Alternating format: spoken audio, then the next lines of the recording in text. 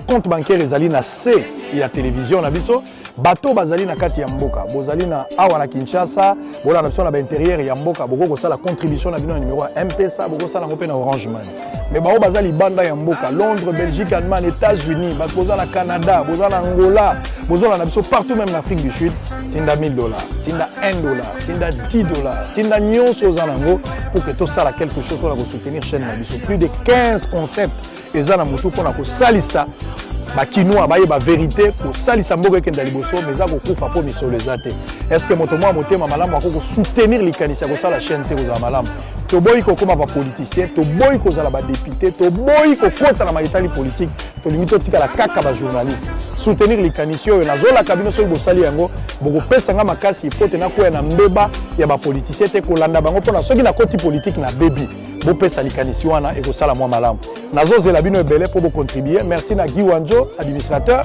merci na maître John pour bango bayambaki biso merci pe na batonyo so de venir parler avec ses compatriotes des Congolais pour baser la diaspora o esika ya vanda to yebi ya Facebook il faut demander quel est le prénom qu'on est sala ningo ne sala maneno wana ndeko bosema les un petit bonjour pour lui dire que ambassade wana azuli la penza c'est pas un simple bonjour papa na ngati wa mama ya simple bonjour to mona ki dinini te moninga azolela za ndeko na bino ki simple bonjour et puis eloko ta musinga pite nani ye mwana mwana azali ngala masule la kino mama mwana ni mtu wa mtu na kukufa tende bobomi Paris ou penza Paris à ville bon il était mais Paris so ezana bato babebisi château rouge na kotekaka bakwanga bandunda batembele bato babandi histoire wana esa bana njili tina potoka kisali te bosa sali te bwepwani te Macron zongisa tous les bana njili na kini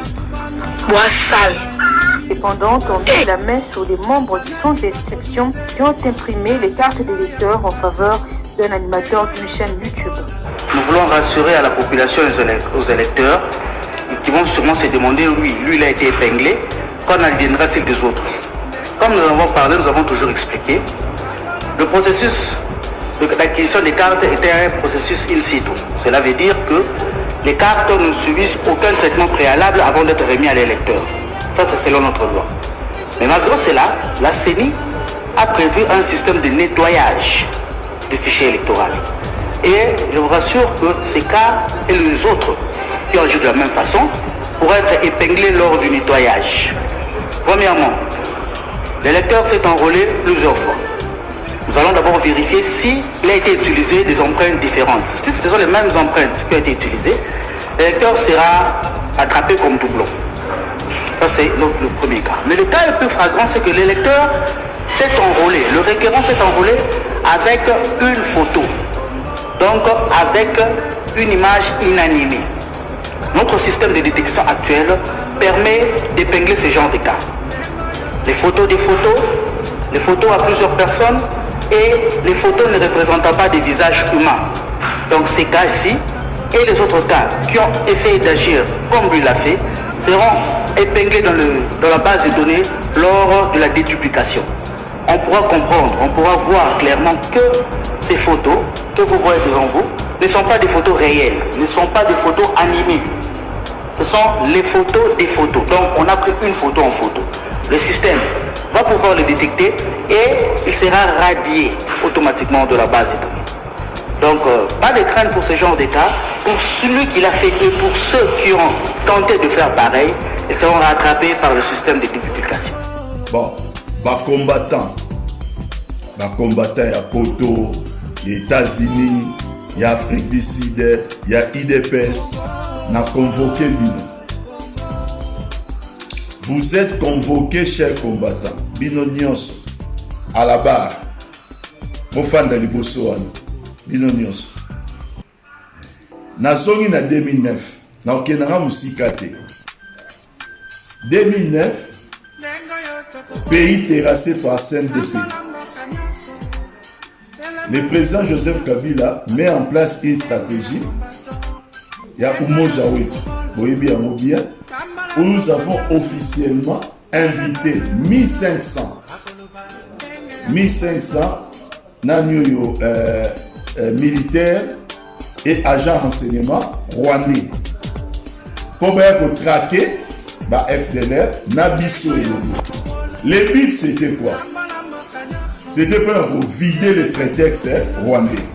Pour vous dire que prétexte n'a pas toujours que biso tozo entretenu par FDLR au besoin de déstabiliser Rwanda. Cette opération a duré 35 jours.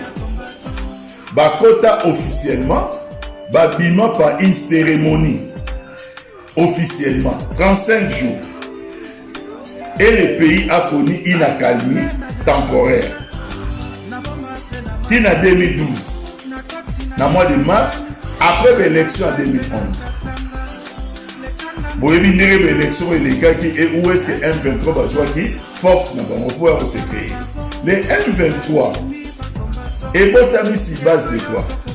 Une fois que nous avons remporté cette bataille, élection 2011 et l'équipe, le président Joseph Kabila met en place la réforme de l'armée. Il y a des éléments nyonso oyo, il y a RCD, au baza proche, il y a Rwanda na Uganda, balongwa kuna na Est, barotia bango bisika, bapanza bango partout dans le pays, pour armer comme un caractère national. Convoquer bango na Kinshasa. C'est alors que premier lot c'est Bosco Tanganda, là environ 450 militaires, se révéler et vous savez, en peu de jours, on les a repoussés, ils reçoivent renfort dans Rwanda, ils reçoivent renfort dans Uganda après un mois environ, tant que repoussé Bango, dès que ils ont M23, till en 2013, ils ont vaincre Bango.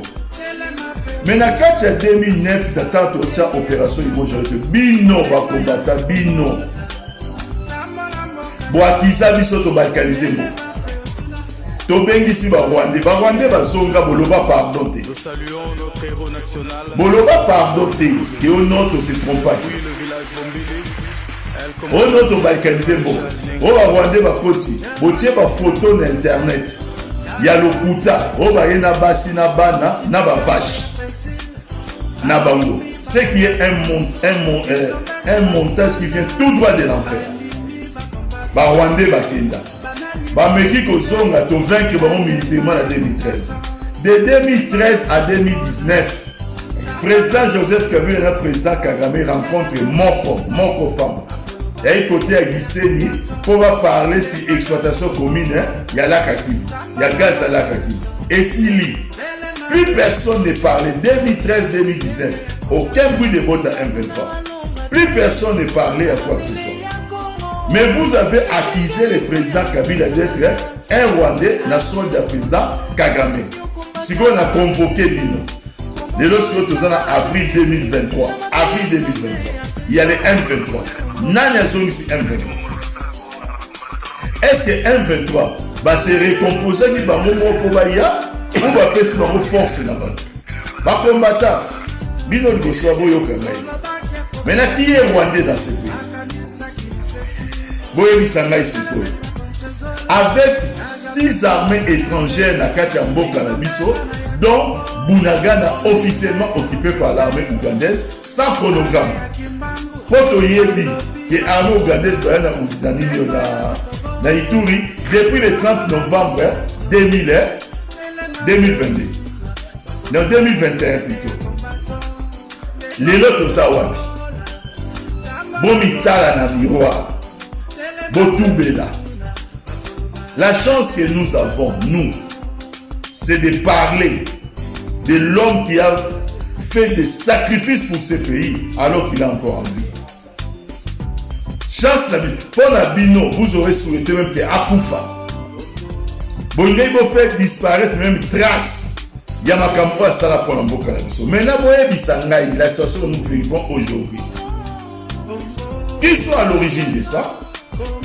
Et cette situation-là, par rapport à la situation dont nous vivons en termes de perspective d'espoir, président Kabila Côte Sabiso et ACT. Abimisa l'armée étrangère, Azongisa Bamote. Le temps où il y a Côte Sabiso l'armée étrangère, Azongisa Bamote. L'élo y a accueilli, Atiki l'armée étrangère, Bozong ici 6 armées étrangères, dont l'Ouganda officiellement occupe Bouya. Ba combattant, Naota la Bino Libosoana. Vous avez une chose à faire. Bon, exemple, le journaliste c'est Perro Loire. Bosenga, pardon. Vous avez fait trop de mal aux gens inutilement. Nous avons été victimes de Lumbe. Vous nous avez accusés. Vous soutenir un Rwandais. Vous nous avez accusés. Vous nous avez accusé des choses les plus effroyables que personne ne peut facilement supporter. Au point où nous en sommes aujourd'hui. Bon mitana ba miroir na bino po nzambe aza yemoko na mokili, vérité eza unique. So boza na posa bo pambwa, bo senga pardon. So bo senga pardon et pas président Kabila te, bo senga pas nzambe. Vous savez que vous allez injuste dans vos jugements, peut-être que vous se trompez. Maintenant la situation n'est pas l'élo, est-ce que vous avez voté? À l'époque, au télémaki, on mboka bakabi yango, l'élo, ils ont dit une haine envers un individu. Individu on a salabino nini, l'élo côté. Un moko, tu es pas faire ses mutations. Mais Dieu est juste. Heureusement d'ailleurs que Dieu est juste. Donc dès vos place vos zonga n'a pas acte de condamnation à bino. Moko place à qui aïe ce qu'il a à faire. Ou à sengi bolibis, balibis à il banzambe, ou à continuer à m'assumer n'avait pas beaucoup fait la masse. Donc qu'est-ce que tu récupéré baka? C'est lui qu'on a non. Otoya awa. Mubanda, Mulilia, où est l'argentin? Zone moko très chaude. Avant que Bruxelles, ne bébé pas chaud. Voilà. Ingeta, on continue de là. Ingeta.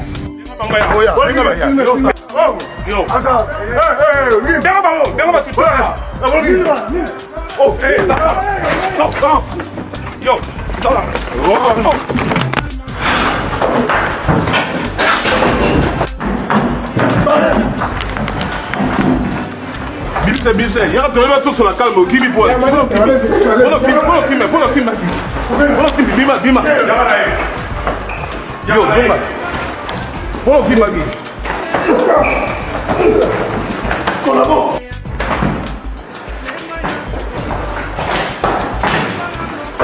Nous catalysons à Paris.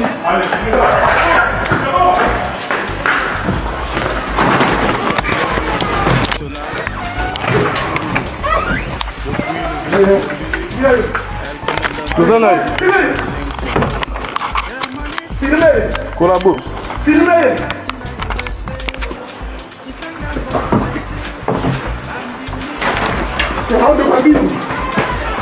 Yo, on devrait bien yo. Jamais. Il y a tellement. Ok, mais pour un tour, là. Ok, mais pour. Pourquoi t'as fui? Pourquoi t'as fui? T'as sonné calmement. Pourquoi qui bagui? Hein? Pour le qui bagui? Tika c'est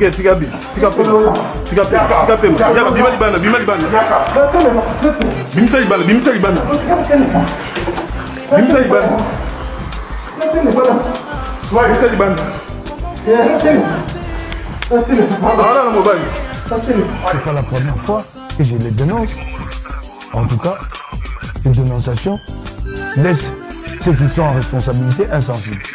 C'est pas Félix, c'est pas à lui de se sentir concerné. Voilà la triste réalité. Et le message que vous pouvez lui donner, parce que c'est un collègue. Donnez à qui? À Lukulesi. Vous pouvez, vous là, vous dire à un homme qui a de telles réactions en public, à ce niveau de responsabilité, qu'il y a un conseil à donner. Donc il n'y a pas de conseil pour vous. Vous pouvez, vous imaginez que vous êtes devant un auditoire constitué de jeunes, un jeune lâche un mot, je ne sais quelle allusion, cela vous irrite au point de bondir de la tribune et de courir jusqu'à lui et de lui donner de crochet. Vous imaginez un peu? Ah, vous savez que c'était des crochets. J'ai vu. Vous imaginez un peu? Vous êtes aussi un ancien pratiquant. Mais même pas si tu n'es pas pratiquant, mais tu es amateur de sport, devant la télé, tu apprends, il a donné un crochet. Journaliste. Il a donné un... Ouais, voilà quoi. J'ai eu à corriger des articles de presse dans quasiment tous les secteurs d'activité, donc je... comme ça, mais attention aussi, d'avoir de problèmes avec lui, sinon vous risquerez Non, une fois, il m'a appelé au téléphone. Ah bon? Quand j'ai eu à dénoncer cette affaire de 800 millions de francs. Il m'a appelé déjà une fois au téléphone. Et il me dit en lingala, bon, c'est la seule langue qu'il maîtrise très bien. Alors il me dit en lingala, ouais. Dans un problème, bon, il y a un problème dans l'aïe. Oh, ma cambo, nazolo, bayango, ma cambo, 800 millions. Nazolo, bango, il fait le lobby. Il a coupé le téléphone. Il pensait m'intimider, je ne sais pas, ou m'amener à négocier avec eux. C'est des pratiques courantes avec eux. Hein, bon, si bon, 800 millions, bon, Dieu peut toi au lit à Capé. Merci à Bouba Loutmadi. Mais c'est des gens que moi j'évite. Hein. Vous avez peur. Hein? Mais côté physique maintenant. Mais c'est des gens pour moi que j'évite. Fandi, hein? C'est des gens que j'évite. Côté physique à Fandi. C'est des gens que j'évite. Hein, honorable? Hein? Côté physique, il y a Fandi. Mais les Congolais n'ont pas besoin. Les Congolais n'ont pas besoin de voir les responsables s'exhiber comme ça. Ah bon. Les Congolais ont besoin de voir les responsables réfléchir et faire avancer le pays. Et ça, là, moi, cette compétition-là, je suis partant. Celle du cerveau, pas celle de musique. Hein? Il y a ce coach Raoul Aksabina.